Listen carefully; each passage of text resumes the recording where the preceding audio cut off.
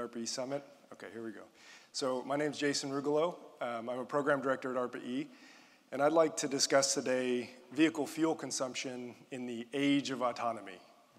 Big concept. So we've all heard about autonomous vehicles in the news lately, and depending on your susceptibility to PR, you may think that we're going to have these full level 5 autonomous vehicles, those which never need any human intervention, chauffeuring us around imminently.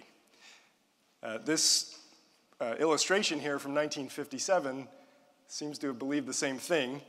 It seems that families happily playing board games together was not the only fantasy that was depicted here. I mean, people have long imagined this kind of future of autonomous cars, and they have long been, and very rightly so, very excited about the prospects of them. I think aside from the question of timing, we all believe that autonomous cars are coming sooner or later, either in a year or in 30 years, if you're more skeptical like I am. But I think that we need to start having the conversation of what autonomy could do to vehicle fuel consumption. So I'm going to show you in this talk that we must explore new vehicle designs because we could be doomed by just proceeding with the usual vehicle design. We'll discuss vehicle design, which, as is all engineering, is all about optimizing a large set of intricately interconnected constraints. Removing the human from the driving control loop is the largest change in design constraints literally since the invention of the automobile, I believe. And therefore, I believe we need to start looking at autonomous vehicle design from first principles, really just from the ground up, clean slate. So first, a quick discussion of why we may be doomed. I only have 8 minutes, so I'm going to go very quickly. The timer's not working, just so you guys know. So broadly speaking, fuel consumption is miles traveled times the energy intensity of those miles. So I'll talk about both of these things briefly. This is Phoenix in 2013 at night. It's where I was born and raised. It's a city where I know well. It's where I live now. If we go all the way back to 1960, US per capita daily range was 19 miles per day. Okay, you see Phoenix is a lot larger than that now. Fast forward to 2014, we're at 44 miles per day. That's over a 2x increase in miles traveled per capita in just 50 short years as people spread out in search of more luxurious lifestyles and lower cost of living. So allow me to pose this thought experiment. Let's go twice that amount of time from today, so 100 years, circa 2100. The world population will have grown. It'll be stagnating at about 11 billion. Everybody around the entire world will be richer, and presumably we'll have autonomous cars zipping around everywhere. So I said today we're in 2014. Our 44 miles a day turns out to be 80 minutes per day at a snail's pace of 32 miles per hour. What if we spent the same amount of time in our cars, but we just doubled our average velocities? Okay, we'd get this ring, 64 miles per hour. Just think about it. You're kicking back on your way to work, drinking an espresso, reading the Wall Street Journal. It's not that unbelievable that you would spend the same amount of time in a car. What if we tripled the speed? Same time, tripled the speed to 96 miles per hour. You'd get this ring here. And this is what scares me. In Gilbert, the suburb of Phoenix where I live, you can buy land for $200,000 an acre. But if you go just outside of Casa Grande, you can still get land for less than $1,000 an acre. I mean, we're talking 2 orders of magnitude in land price that's conceivably within reach without increasing our commute times.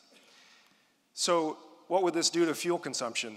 So right now we do 18 quads per year in passenger transportation in the United States. 300 million people, it turns out to be about 60 quads per billion people, which is by far my favorite unit. If we increase VMT by a factor of 2, we'd increase that to 120 quads per billion. Now, the fuel intensity of those miles would change as well. This is the fuel consumption equation. I don't have time to talk about all of it, but focus on this drag term. It has a V squared in it. Drag is a very, very scary term when you talk about vehicles that we drive today going anywhere near 100 miles per hour. So if we tripled average velocities, drag goes up by a factor of 9. And we'd get another roughly doubling of energy intensity. So we have 240 quads per billion. And then let's be generous and say that all 11 billion people in the future, 100 years from now, a long time from now, live as luxuriously as we do today. And so we're going to apply this energy intensity to all of those people. You'd get 2,640 quads in worldwide passenger transportation. This is ridiculous. This could never happen. This is 26 times total US energy consumption now, and it could never happen. But is it that ridiculous? I mean, if you look 100 years back, we've done worse than this, right? So the bottom line here is that we cannot be pushing these 3,500-pound five-seaters through the air at 100 miles per hour with average occupancies of like 1.13, which is what we do now, to and from work. I believe we need to start redesigning autonomous vehicles. So this brings us to the crux of the matter. What are those first principles of full autonomous vehicles? And honestly, this is where I could use your help. I've spent a lot of time thinking about this problem, and it's infinitely complex, or maybe not infinitely, just certainly not within my brain power. There's an enormous combination of potential constraints you could put on these kind of future visions of how passenger transportation works. And our job, as I see it, is to find the futures that are most likely, and then to think about how we can minimize fuel consumption in that context. So let me give you an example. Let's say we want strictly zero injuries. We say it has to ride like a lazy boy. It's got to be really comfortable. It's got to get me there the fastest of all my options, and it has to be cheaper than me just driving my dually, because let's face it, in 2100, you're still not taking away my dually. Notice what I didn't say. I didn't say it has to fit a family of 5. I didn't say that it has to have good pedal feel or good pickup. I didn't say that it can crash into a wall at 35 miles per hour, or even that it has to be statically balanced, which are all some of the constraints we have on vehicles today. This set of constraints would allow new design flexibility. It would allow the single passenger, low frontal area, ultra low weight, low horsepower powertrain vehicles that we really can't make today at large scale. So consider in that context this Yamaha and SRI Motobot project, where they have an anthropomorphic robot driving a mostly stock motorcycle to much fanfare. They've shown some progress in a robot being able to dynamically balance a two-wheel vehicle. So could we make a two-wheel dynamically balanced autonomous pod that would drive us at those speeds? If we could get drag coefficients below 0.1. We could get frontal areas that are very small because of the diminishingly small track width of a two-wheel vehicle. We could imagine less than 100 watt-hours per mile at 100 miles per hour. Right? This is unheard of, over 300 miles per gallon. Or consider the DARPA GXVT program, where they developed ultra-light and nimble vehicles to dodge missiles, right, instead of up-armoring against them. Could we design something like this Toyota I-Road project to dodge human-driven SUVs? What kind of accelerations would we need? What kind of telemetry suites would we need on these vehicles? What kind of machine intelligence? I think these are questions that we should be asking. So, there always lurk these very scary energy back of the envelopes around the corner. I think this one is worth talking more about. So if you're interested in the future of autonomous vehicle design, please get in touch. I'm Jason Rugolo at DOE.gov. So here's Joe Cornelius, and he'll talk about food and energy.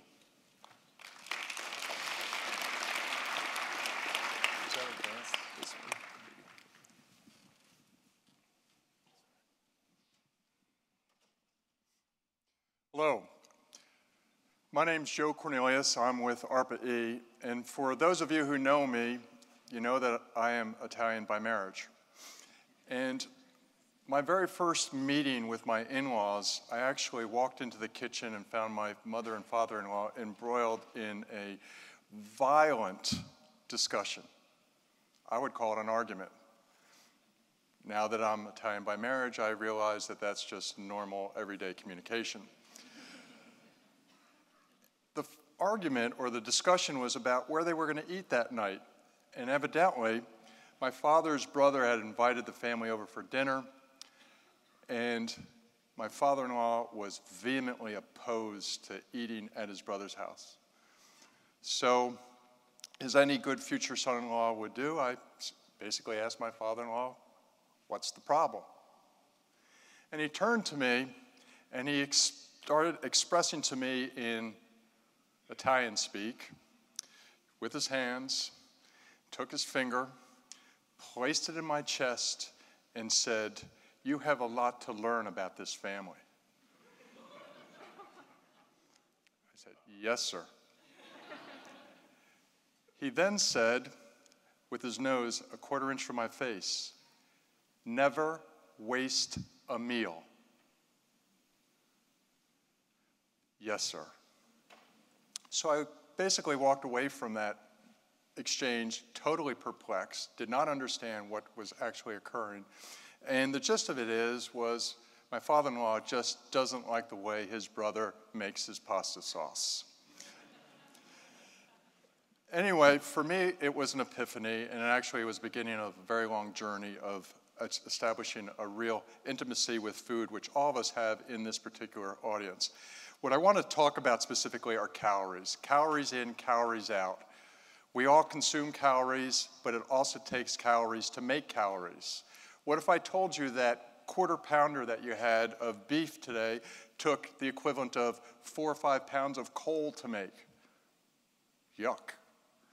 But the reality is, if you walk out of here today and only remember one thing, I hope you remember that it takes 12 calories of primary energy to make every calorie of food that we consume. That's 12 calories of energy that are going into irrigation, fertilizer, transportation, manufacturing, preservation, cooking. It all adds up. And when you look at our particular footprint, it's not a pretty sight. On an annual basis, each one of us is consuming almost 10 million calories of primary energy. 133,000 gallons of water, that's equivalent to leaving your shower on 24 hours a day for 43 days. And a significant amount of carbon footprint. Multiply that by the population and the numbers even get more staggering. 15% of our total US emissions, 12% of our total energy requirement, and 80% of our freshwater use. That's the agri-food system that we live with today. And to make matters even worse, 40% of what we produce ends up wasted. Most of that at the front and back end of the supply chain. We can do better than this. And the way that energy is distributed across the supply chain, from beginning to end, about 30% in production and processing, another 35% in consumption, and everything else in between. There are multiple points where we could think about addressing energy use in this particular supply chain. Only 8% ultimately ends up as food nutrition. And all of this is amplified by the fact that in the next 30 years, we have to double production. And our energy requirement going into food production is actually increasing. This is not a sustainable scenario. And if you think about the food supply chain, it was a lot simpler for our grandparents. One farmer fed 25 people. We were all much closer to the farm. 2016, the supply chain is massive and it's complex. It's a $1 trillion industry. It enables all of us to do what we do best in our respective careers. But it's wildly disconnected. Consumer to farmer are miles apart. So I'd like to take you on a little journey.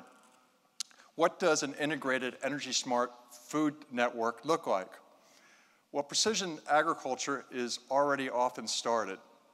And this is an area where there's a tremendous opportunity to actually digitize agriculture, to create data that actually informs and instructs the rest of the food supply chain. In this particular food journey, we start off with an apple producer who's using precision farming to basically manage their water inputs, their fertilizer inputs, picking the very best genetics that are matched to their particular environment, using remote sensing technologies that allow them to actually monitor the crop and actually signal to the rest of the supply chain what the future forecasts and demand look like. Numbers that are real, tangible, and actionable. That data that's provided through those precision farming actually enable the food supply chain to now manage identity preservation and product quality. Farm to fork, processors are actually able now to call in crops based on optimal harvest time. All of us respond to taste. It's probably the single most important part of food. but we don't have the metrics, we don't have the capabilities, but with precision farming and precision farming connected to processing, we'll actually be able to connect or link harvest schedules with manufacturing and processing schedules. And if we go to the next step, which is food manufacturing and distribution, now the food manufacturers and distributors, because we've digitized these data sets, are able to now be better connected to the processors and ultimately to the production, in this case our apple producer, and it provides for better logistics and inventory management, transportation, and variable pricing that before now has never before been able to be achieved. And the consumer's the big winner in all this. The food industry will be the first to say that the power resides in the consumer and in the farmer. Well, we've lost that power, but now with information systems that actually now provide for smart packaging and smart labels, the consumer will be better instructed, better able to actually understand what the provenance of their food is, the choices they're making around its carbon footprint. And these new technologies will actually bring new preservation techniques and new communication connectivity that will allow us to repurpose, recycle foodstuffs in a way that has never been done before. So as we think about what a program could look like, this is actually the best of time. It's the best of time for agriculture in particular because we have the capabilities with new and better and advanced models to predict and actually help across the entire agri-food supply chain become more efficient. We have better materials to actually employ, whether they be used in irrigation or in packaging to extend preservation and conservation. And autonomous robotics and sensors that allow us to actually make measurements in real time in a high throughput fashion and make those available for the entire food supply chain. So I welcome you to join us in this world of an energy smart food. We should be entering a generation or a decade or a century where we can actually pick up our food and understand where it came from, how many miles did it travel, how much energy did it consume, what's its water footprint, what's its nutrient composition, how long will its shelf life be. It's complete transparency that has the capacity to fundamentally change the way that we engage between farm to fork. So please contact me with your thoughts and ideas. We hope to have a workshop in this particular area later this spring, certainly sometime this year, and we're looking for ideas from the broader community. Thank you. So my name's Kristen Brown. I'm a fellow at ARPA-E. By a quick background, this is my third ARPA-E Summit. My first was actually part of the student program. So the ARPA-E student program, which I now in part lead, brings 100 graduate students here as excited young rising stars in the energy industry. So if you haven't had a chance to speak with them, I really encourage you to engage people in dialogue because that's how in part we view the future of energy. I'm excited today to follow Jason and Joe in part because what we're discussing is very thematic. We've heard from Jason about autonomy and first principles design and Joe on the value of interconnection in very kind of ingrained systems. The benefit of ARPA-E is that we can look at building trends and extrapolate into the future and consider what does that mean and how do we either leverage that or mitigate against it. What I'll be talking about today is the value of interconnection and adaptation, both of our physical infrastructure and then our evolving personal needs as we consider building and maintaining a resilient urban environment. So I'll start with some facts that we all know. One, we see increased densities in cities. We're facing changing climates, aging infrastructure, and as Jason mentioned, rapidly evolving technologies. And while our cities are facing a number of challenges and changes, so are our personal needs. So this is Maslow's hierarchy of needs. My mother's a life coach, so I've spent a good number of years thinking about self-actualization, which is the fulfillment of one's own potential, and then self-transcendence, which is focus on the world beyond yourself. But as we all know, meeting the top of this curve is predicated on meeting our physiological needs of water, heat, and then our needs of safety, love and belonging, and esteem. And as our technology evolves, so does our means of meeting these needs and reaching the top of this pyramid. As a quick example, we now consider, to a large extent, electricity and the internet core to our physiological existence and satisfaction. So the market, in a lot of ways, is taking advantage of these trends and acknowledging them. One key example of this is the growing smart cities market. So currently, we're looking at a $40 billion market, expected to grow to $90 billion in the next 10 years. And that's based on the promise of trends like smart technology, smart food, smart buildings, and then things of which we're intimately familiar, smart mobility, and smart energy. What I want to argue and hopefully bring you into a dialogue around is that the Smart Cities Initiative and the way that we view city design considers 3 important factors, but it leaves out a 4th because that's quite complicated. The 3 factors that we often consider are availability, affordability, and accessibility, both of our energy and our natural resources, but also of innovation.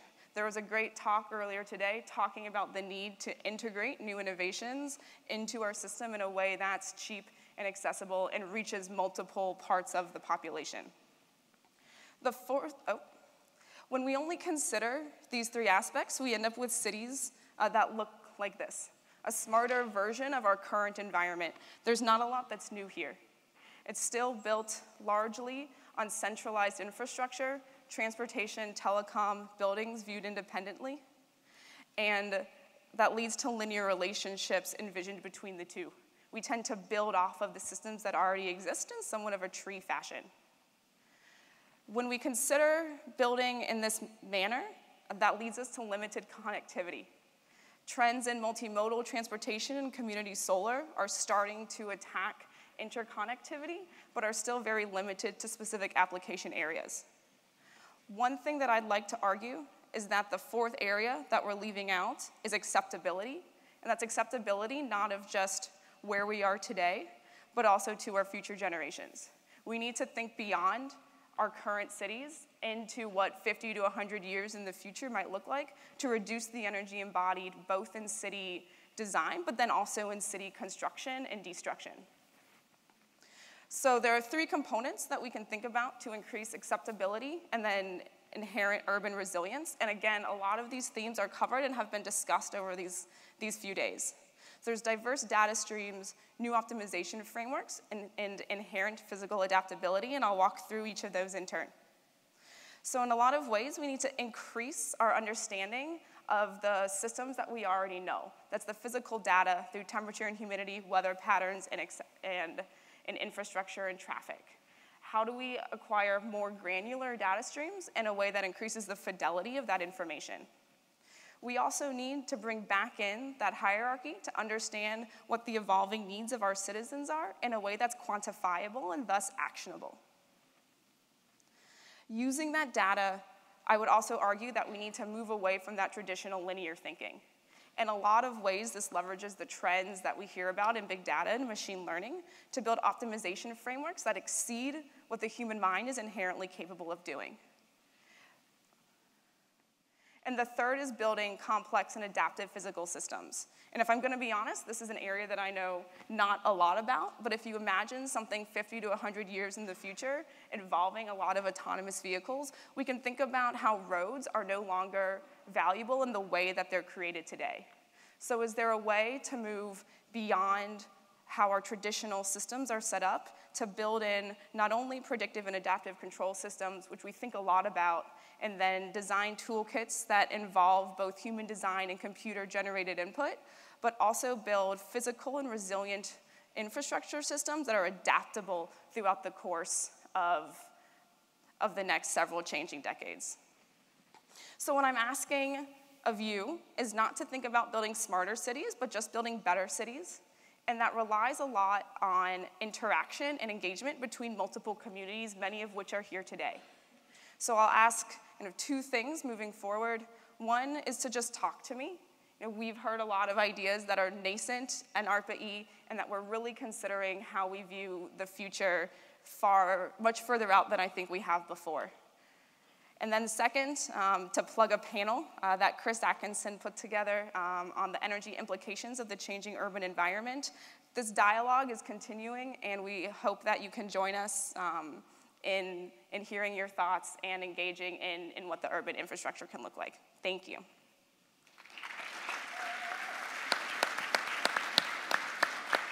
And with that, I think we're shifting gears quite substantially to Ishak Kiziliali. Kristen. So once again, text ARPA 006 into 22333 to join the questions. So we're beginning to receive some questions, so that I think may have worked.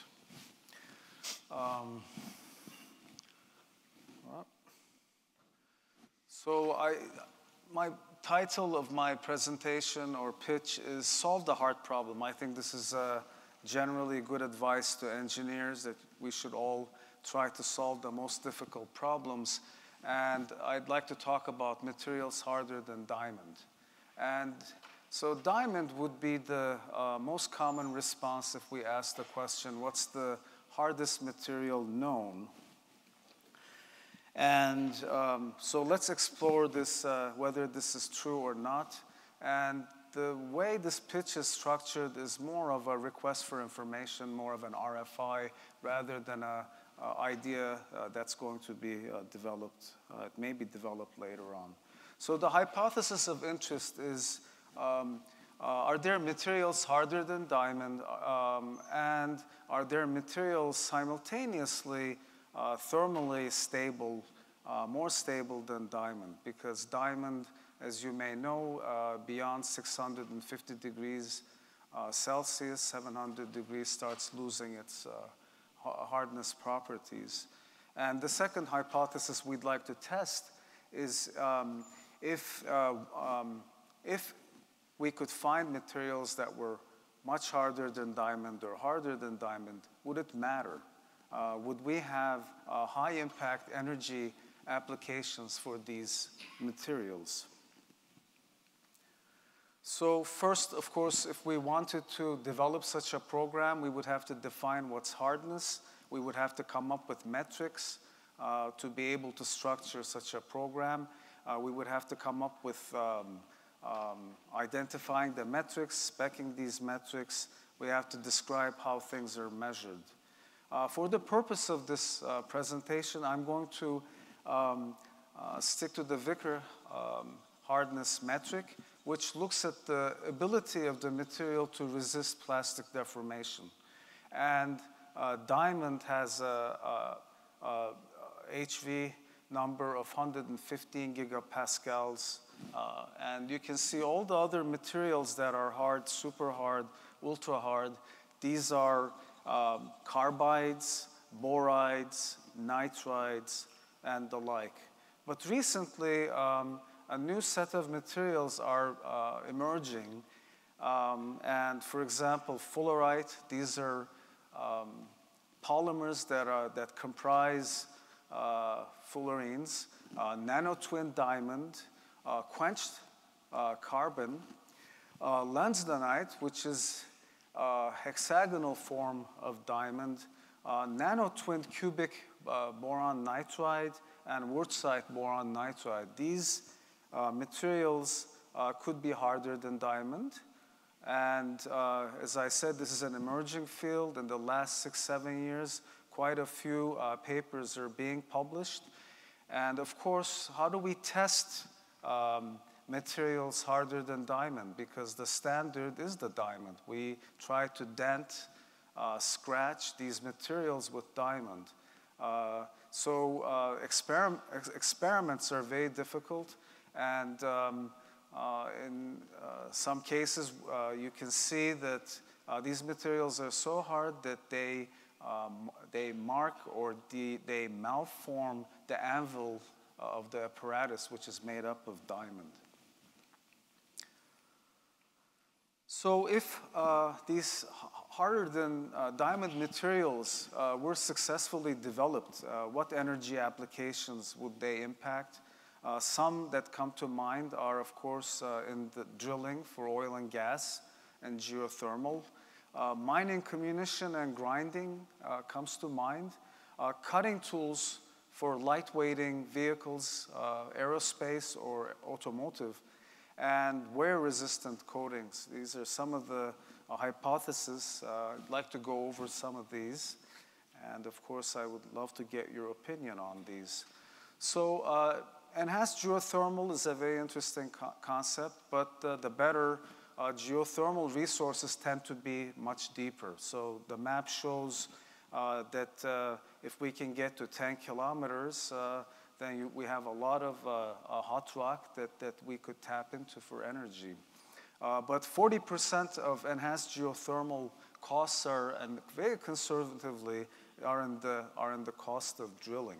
And the drilling gets exponentially more expensive as you go deeper. With a tungsten carbide drill bit, we can drill 5 meters an hour, but the drill bit has to be changed after 300 meters. I'm showing a polycrystalline diamond compact drill bit, and with these you can drill 10 meters an hour, but after 2,000 feet, for example, 600 meters, you can see that the bit has been worn, and it has to be, the drill bit has to be changed. So if we want to get to 6.5 kilometers deep, for example, the figure in the middle, we would have to change the drill bit 10 times. So this can be very, very expensive, prohibitively expensive. Another area of interest is mining comminution, where grinding and crushing operations consume a significant amount of energy, about 0.6 quads. And these processes are very, very inefficient. And you can see all these minerals and the efficiency numbers that we have. There is significant improvement, significant room for improvement for these operations. Of course, the question is, can these materials that are harder than diamond materials lead to more efficient comminution? I don't know the answer to that, but grinding things to smaller features, once again, is exponentially expensive. The energy use increases exponentially. For example, to get to ultra-fine 1 micron type product size, we have to be consuming something like hundreds of kilowatt hours per ton of energy. And the last example I have is lightweighting of the aerospace and the automotive industries by using more titanium, aluminum, magnesium, and these alloys rather than stainless steel. On the figure on the left, you can see, the figure on the right, it's the use of how much titanium is being used over time. And this is, of course, increasing a lot of advantages in using titanium. However, 80% of the heat cutting titanium is transferred to the cutting tool, the cutting region. So this increases the temperature. For example, if we were using industrial diamonds for this cutting, and the process has to be, the machining process has to be stopped or slowed down. The lubricant requirements, etc., make the cutting costs very expensive. So a significant amount of cost cutting may be possible with using materials that are harder than diamond and have a better thermal stability compared to diamond. So with that, I would like to get your input on emerging materials harder than diamond, how we should be thinking about scaling these, how we can make these materials affordable, low cost, what are the fundamental limitations, what are some of the energy impact applications other than the ones that I suggested, or more that you could come up with. So my email is ishik.kizlyali@hq.doe.gov. And with that, I'd like to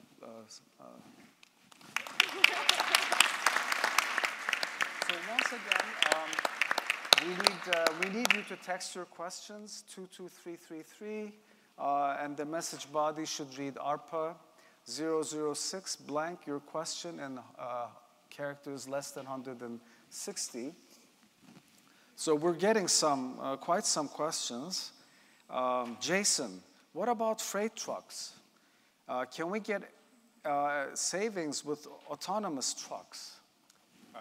I could talk about this for many, many hours. The answer is absolutely yes. The most obvious thing to happen once you take a driver out of a truck is to get rid of the cab and the sleeper. So you can just imagine trailers going down the road, but further on from that, you don't have to have 14-foot tall, 8-foot wide, 53-foot long trailers, that have gotten that big because you're trying to maximize the amount of freight that the driver can take. You can start shipping much smaller shipments. All you care about after you take the driver out is the fuel.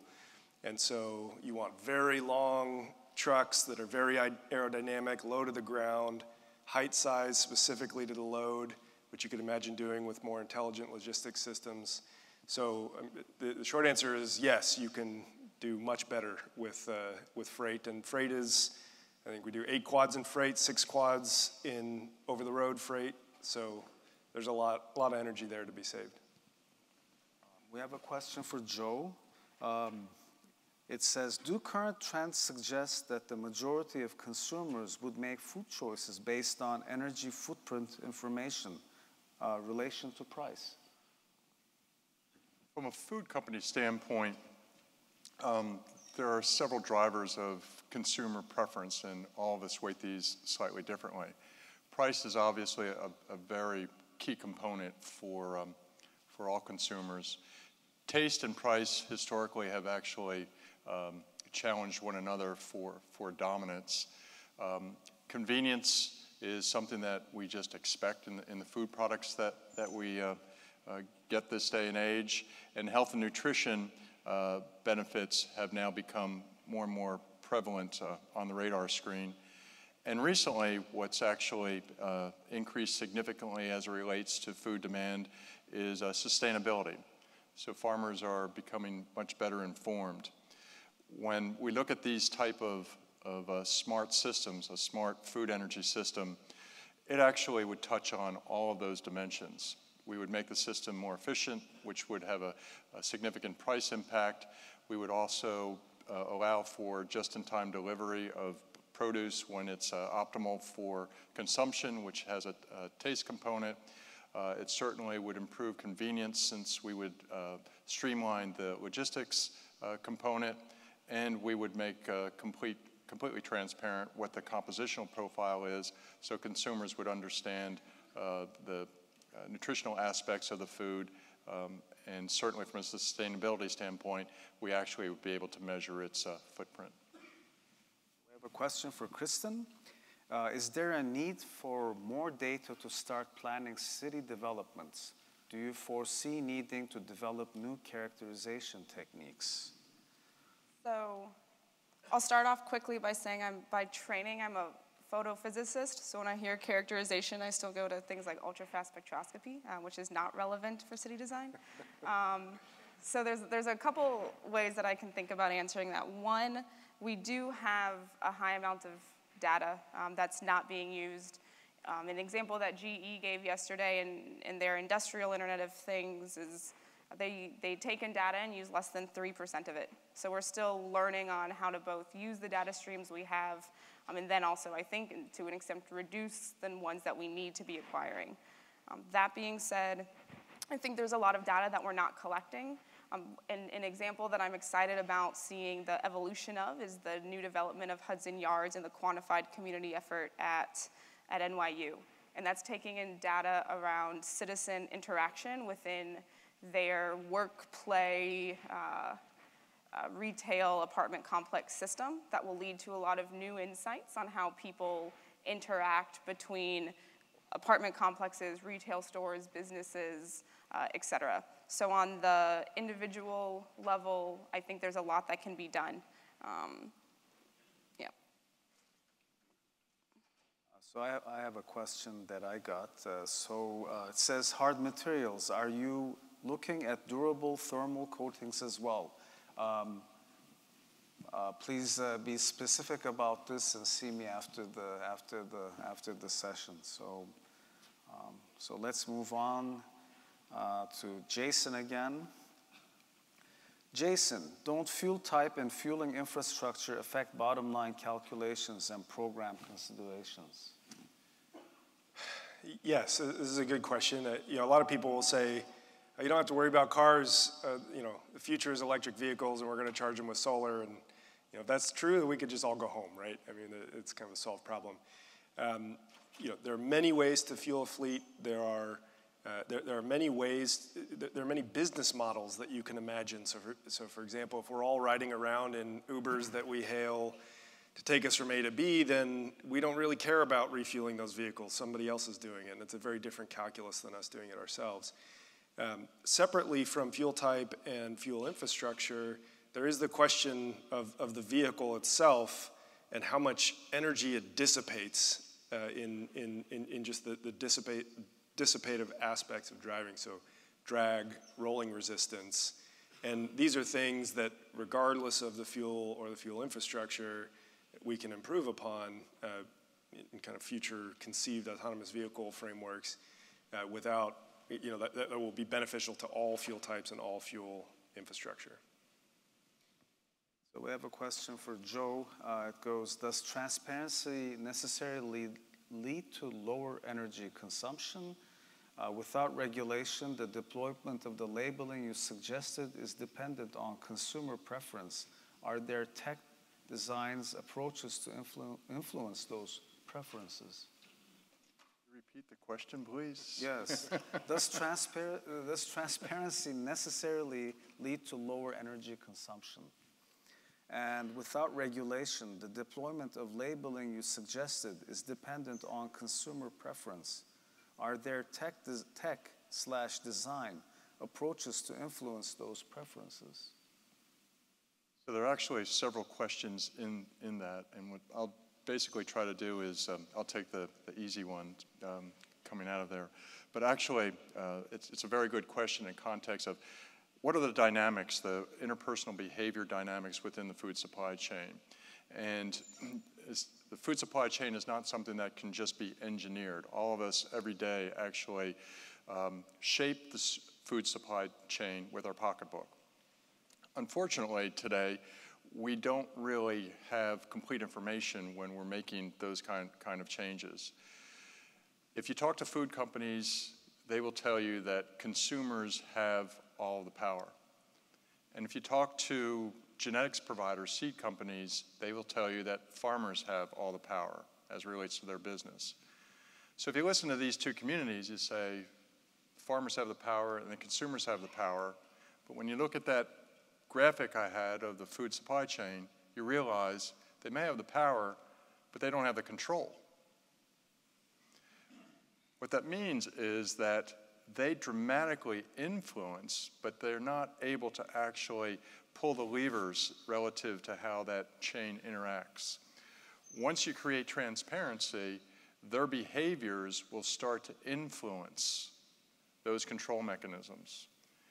And food companies then, in trying to satisfy the needs of their customers, the powerful consumers, are going to actually be able to make demands on the rest of the supply chain because they have transparency with the manufacturers, the processors, all the way back to the farm.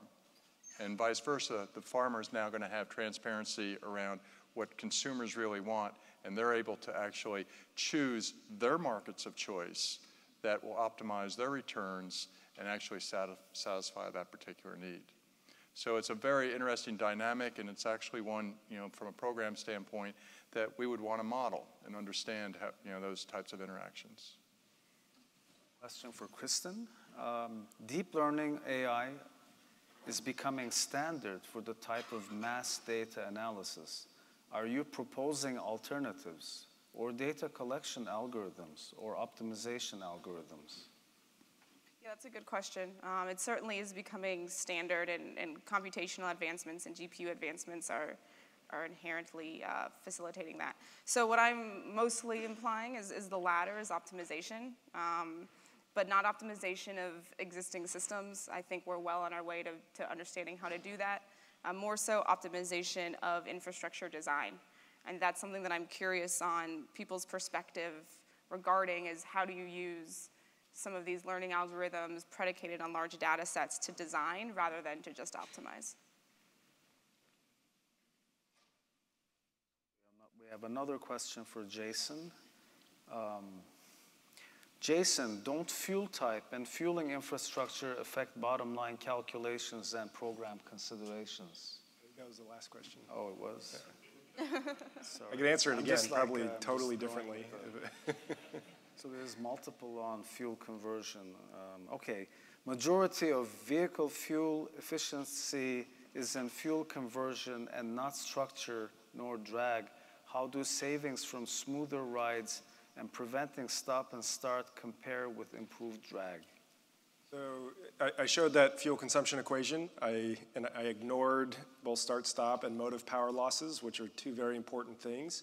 The thing that I would say about drag and rolling resistance, the amount that you consume there sets the amount that the amount of energy you consume in generating the energy to run them. So depending on the efficiency of the full vertical, if you're running a gasoline engine, you're at like 17% efficient or something. If you're running an electric vehicle on a natural gas combined cycle, produced electricity, you're at 46% efficiency combined vertical.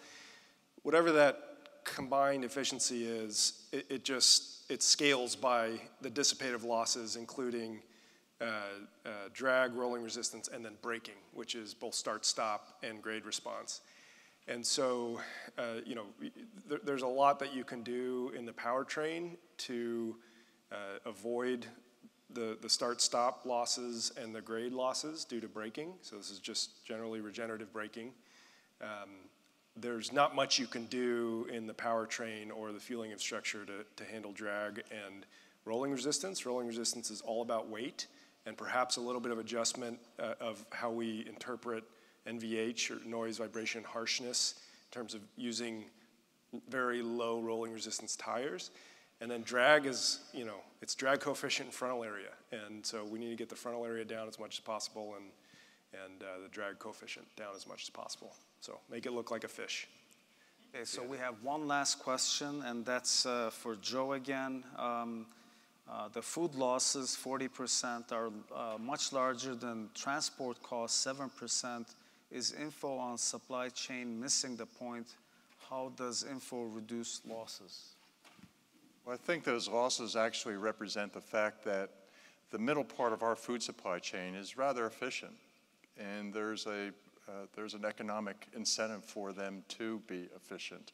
Subsequently, we see losses being much less there relative to the front end and back end. And the front end losses, which really occur at the farm gate, where we have losses that basically are a consequence of technologies that are not optimized to collect all the harvestable products and to get them to the market. There's a lot of produce that sits wasted in fields because we don't have an optimized system to then move them, or optimized market connectivity to actually move those products to the field before they waste. And vice versa, on the consumer end, it's quite high because the information is rather nebulous. How many times do you look at a expiry date and really wonder to yourself, is it expired? And at least in my household, the sniff test is usually, the thing that we live by. But there are a lot more sophisticated technologies that actually could enable us to actually make those decisions more quantitatively. Okay, with this, I think we're concluding the fast pitch session from the directors and the fellows. Thank you very much for attending.